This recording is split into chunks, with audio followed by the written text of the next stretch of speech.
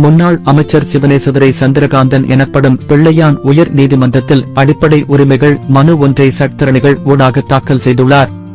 கிழக்கு பல்கலைக்கழக துணைவேந்தர் கடத்தப்பட்டு காணாமல் போன சம்பவம் தொடர்பில் கைது செய்து பயங்கரவாத தடுப்புச் சட்டத்தின் கீழ் தடுத்து வைப்பதற்கு குற்றப்புலனாய்வு திணைக்களம் மேற்கொண்ட தீர்மானத்தின் ஊடாக தனது அடிப்படை மனித உரிமைகள் மீறப்படுவதாக தீர்ப்பளிக்க கோரியே குறித்த மனுவை அவர் தாக்கல் செய்துள்ளார்.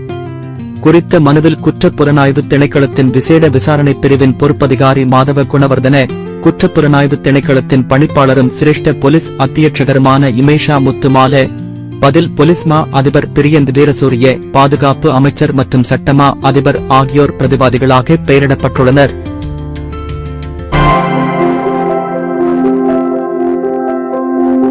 மேலதிக தகவல்களை அறிந்து கொள்ள CNX தமிழ் Facebook செய்தி பக்கத்தை பார்வையிடவும்.